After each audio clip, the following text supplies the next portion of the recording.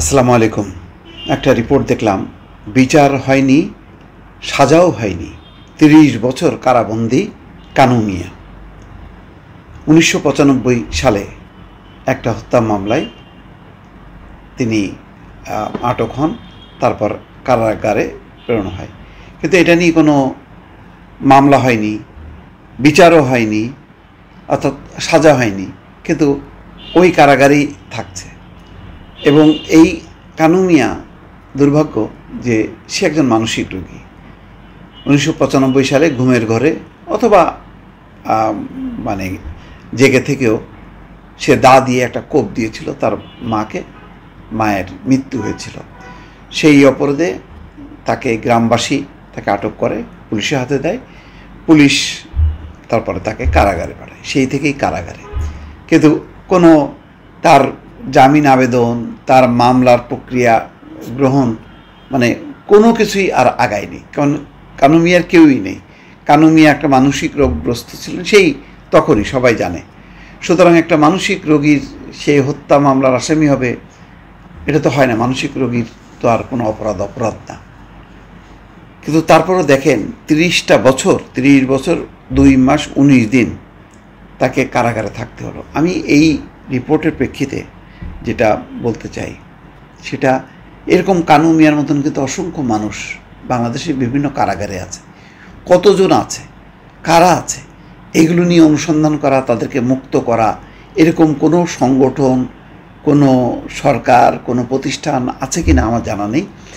কিন্তু এই কানু মিয়ার শুধু একা না, এরকম অসংখ্য আছে যাদের কেউই নেই, যাদের পক্ষে মামলা লড়াই করা, মানে কারো কোনো আর্জি নেই।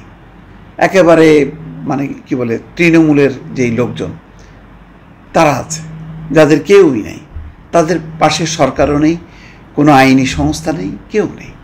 ফলে তারা কিন্তু বছরের পর বছর ওই জেলে পচে মরতে থাকে। আজকে দেখেন এই ৩০ বছর পর এই কানু মিয়া বের হবার পর, এখন হয়তো ৫০-৬০ বছর বয়স তার, এখন কি করবে সে, কোথায় যাবে?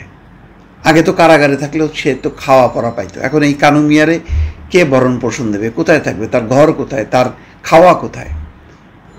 বরং এই কানু মিয়া কিন্তু মানে হয়তো যখন ঘটিয়েছে তখন যদি আইন কানুন পুলিশ যদি দেখতো যে না সত্যি সে মানসিক রোগী, তাহলে তাকে মানে তার মানসিক রোগের চিকিৎসার জন্য সেখানে চিকিৎসা দিতে পারতো। সরকারের সেই ধরনের প্রতিষ্ঠান আছে, কিন্তু সেটা না করে তাকে কারাগারে পাঠানো হলো।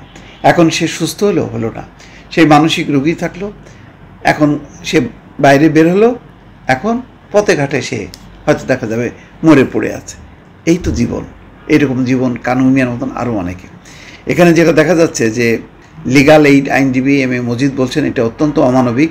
কোনো বিচার ছাড়া একজন মানুষকে ৩০ বছর কারাগারে আটকে রাখা হয়, তাও আবার মানসিক রোগী। এটি কিভাবে একটি সভ্য সমাজে চিন্তা করা যেতে পারে? কানু মিয়া মুক্তি পাওয়ায় আমি খুব আনন্দিত। যাক, এটা তো কারাগার কর্তৃপক্ষ দেখবে যে কে মানে বছরের পর বছর ধরে আছে, কার মানে মামলা চলতেছে না। তাহলে সেই ব্যাপারে সরকারের মেকানিজমটা যদি ঠিক না হয়, তাহলে তো এইরকম কানু মিয়ার মতন বহু মানুষ, আরও কত মানুষ যে কারাগারে আছে এই অন্ধকার জীবনে, আমরা কিন্তু কেউ জানি না। রাজনীতিবিদরা কারাগারে থাকেন, তখন খুবই কারাগার নিয়ে তারা খুব যন্ত্রণাবিদ্ধ হন, যেই বের হয়ে আসেন তখন কারাগারের কথা ভুলে যান। ফলে কারাগারের যে মানুষগুলো, তারাও যে মানুষ, তাদের জন্য যে কিছু করা উচিত, এটা রাজনীতিবিদরা কখনো ভাবেন না। দর্শক ভালো থাকবেন, আল্লাহ হাফিজ।